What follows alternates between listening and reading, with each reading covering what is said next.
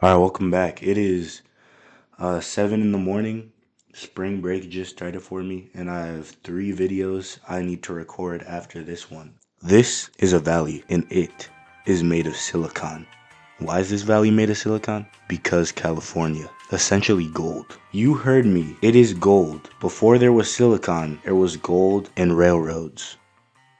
Back in the gold rush of 1849, there was a guy named Leland Stanford who sold stuff to miners instead of mining because, as we all know, during a gold rush, sell shovels. He did that. After the gold rush ended, Leland was a wealthy young fellow with quite a bit of money in his very large pockets, on his expensive pants furthermore. So what better to do than become a railroad magnate? Probably nothing else. I paid attention in middle school history class. I know that Leland Stanford was one of the big four, meaning he was a founder of the Central Pacific Railroad, which made him very rich. So why is this important? Well, because without Stanford, there is no Silicon Valley. Literally, this stuff is all within an hour of each other. So let me explain. Founded in the memory of Leland Stanford Jr., who died at just 15 years old, the university was a significant gift from Leland Stanford, a prominent figure in California's history as a railroad magnate, governor, and U.S. senator. The university was endowed with over 20 million and an expansive 8,800 acres of land, leading to its affectionate nickname, the Farm. Dr. David Starr Jordan was appointed the first president, and he played a pivotal role in recruiting exceptional faculty from across the nation and establishing a strong emphasis on practical knowledge and applications. The university's early endeavors included the founding of the Federal Telegraph Company, which led to significant advancements in communication technologies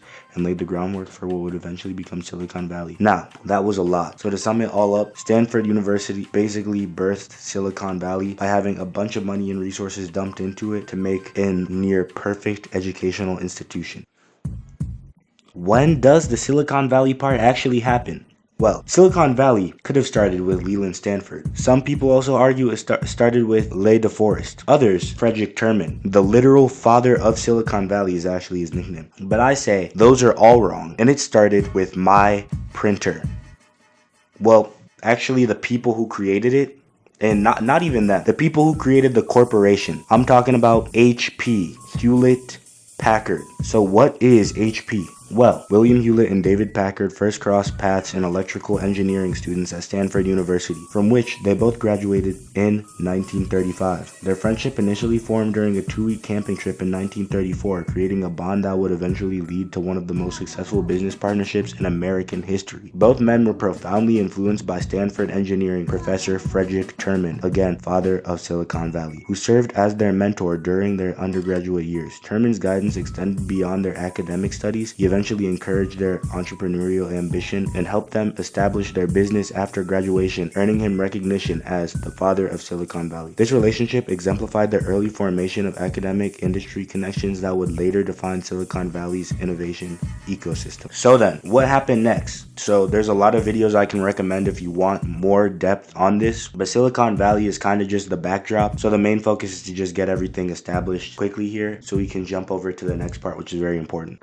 But to answer what actually happened next and how Silicon Valley became Silicon, the answer is World War II. During the war, the US government poured money into military research, and Stanford University was at the heart of it. Frederick Terman, again, father of Silicon Valley, encouraged students and faculty to work with the defense industry, laying the foundation for the region's tech dominance. This led to breakthroughs in radar, radio communications, and early computing. Then, after the war, the Cold War ramped things up even further, with the government funding even more money into electronics and aerospace. The pivotal moment came in 1951 with the creation of Stanford Industrial Park, a research business hub designed to bring companies and academia together. This set the stage for semiconductor companies to emerge in the 1950s and 1960s, with Fairchild Semiconductors leading the way. And then came the big one, Intel, co-founded by Robert Noyce and Gordon Moore in 1968, which revolutionized the computing with microprocessors. Now, the Valley wasn't just a place for defense contracts. It was the epicenter of the new industry, the one that would lead to personal computers, the internet, smartphones, AI, and the global tech giants that we know today. But why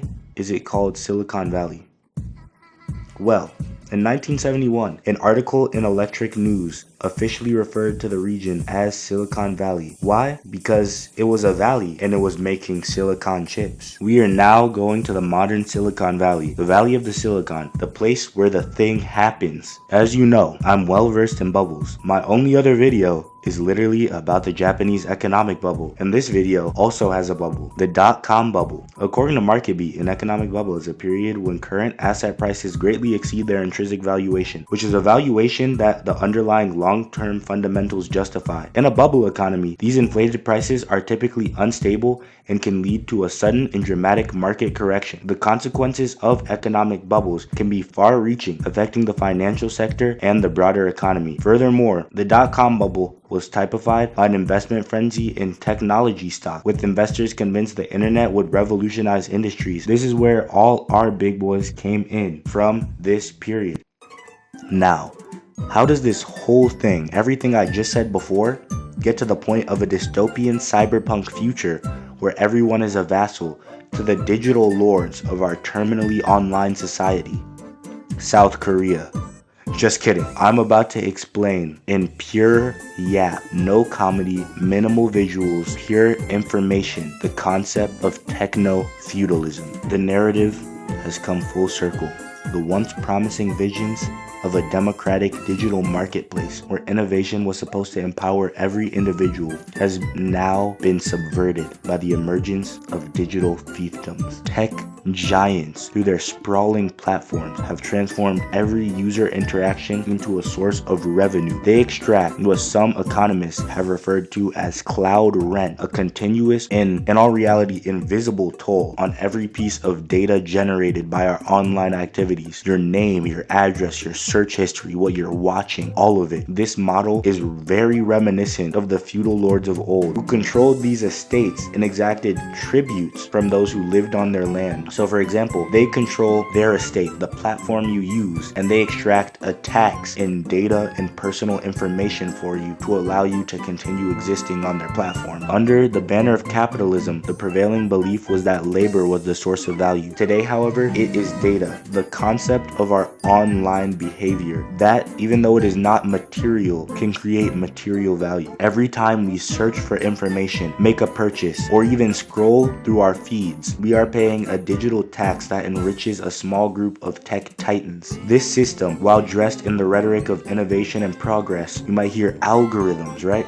That's not what it's for. It concentrates the power and wealth in a way that mirrors oppressive hierarchies of medieval society, literally taking your being and just selling it, right? Consider gig economies, right? It's a sector often celebrated for offering freedom and flexibility, but it's also bashed by a lot of people as well, because honestly, who wants to have to do that all the time to make an income, right? In reality, this system operates very closely to serfdom. Gig workers, lacking the protections and stability of traditional employment, are at the mercy of algorithms that can literally alter their fortunes with a single change in rating or policy. These workers are like the knights, right? Like the pawns in this system that is designed to extract value while offering little in return to them. And then you can really actually compare them more to serfs. They're toiling on the land. They're keeping everything running. These gig workers are like the serfs, and us, the people, we are the peasants. We're just there, right? This concentration of power is not just an economic issue. It is a threat to the very foundations of democracy, which I'm bringing up because this is a large issue in the United States of America. Democracy is like one of our key founding values. So the fact that it's being compromised by this system, Americans should be very concerned about that. That was it. Just a side note. In a truly democratic society, power is meant to be dispersed, shared among the people through participation and representation. Yet in the era of techno-feudalism, power is increasingly concentrated in the hands of the few digital overlords. These companies not only shape our economic landscape, but also exert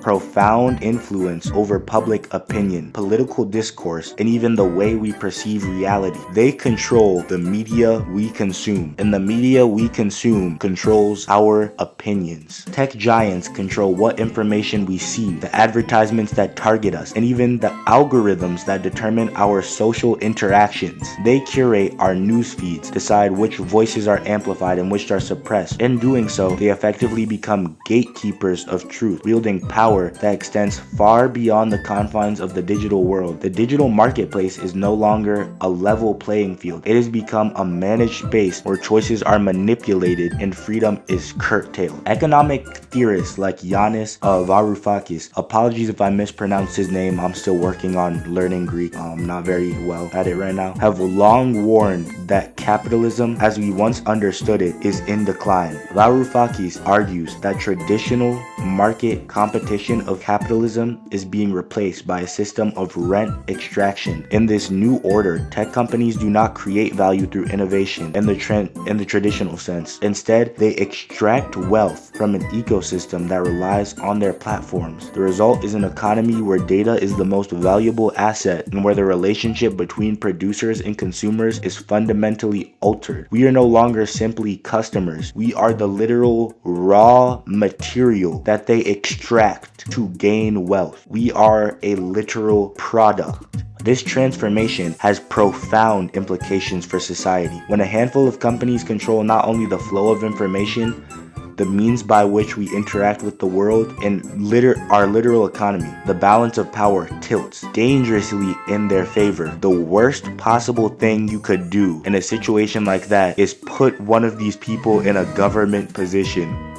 They become modern-day feudal lords, ruling over the vast digital territories with little accountability. The promise of technological progress is undermined by the reality of this monopolistic control. The very structure of our work is changing. Look around you. Traditional employment was once the cornerstone of economic stability. It's being eroded by the rise of precarious gig-based labor. People expanding onto digital platforms. Everyone wants to be an influencer now. You can see the change around you. People are selling these courses online too, right? Those courses, that's a form of gig-based labor. You're paying a monthly subscription, In this new model, workers are not given the benefits and protections that were once standard. Instead, they are treated as interchangeable components in a vast impersonal system. This shift is not only undermines job security, but also erodes the dignity of workers, reducing human effort to a series of data points measured by algorithms. And yet, despite a lot of these honestly stark realities, there is hope. The alternative to techno-feudalism is the idea of collective digital ownership, which essentially means that the digital platforms wouldn't be controlled by, just a few people at the top. It would be owned and managed by communities that use them, which in all honesty probably wouldn't ever occur. It is the counter. It's a nice idea to have. But that is an immense change. The current system is deeply entrenched, backed by vast financial resources and, also lots of political influence. Changing it requires not only innovation in policies, but also a literal fundamental shift in the public consciousness. And, education also plays a critical role in this.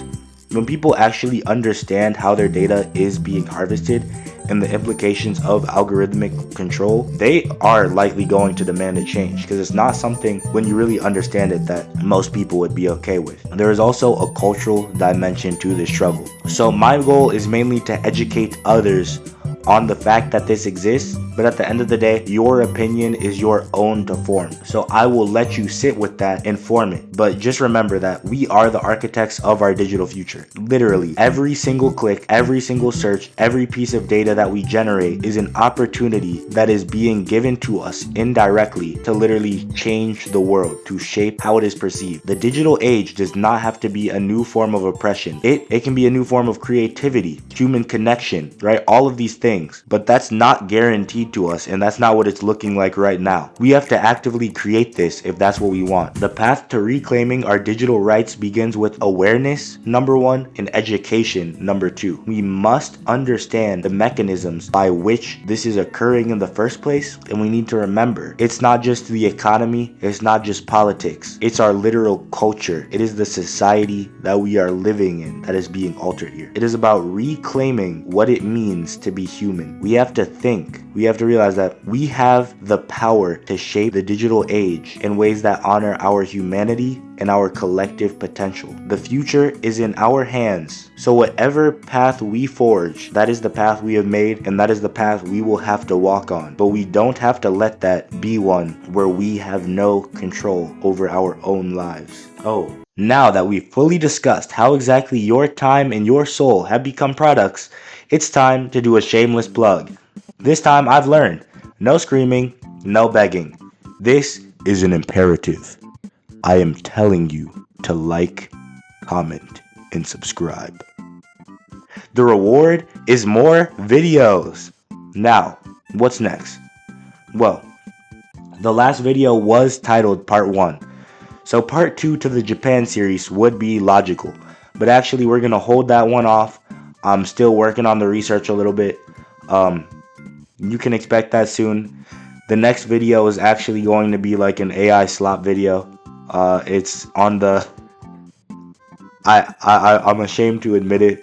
No AI used. It's not AI generated slop. It's human generated slop. I thought of it on my own. I made it all on my own.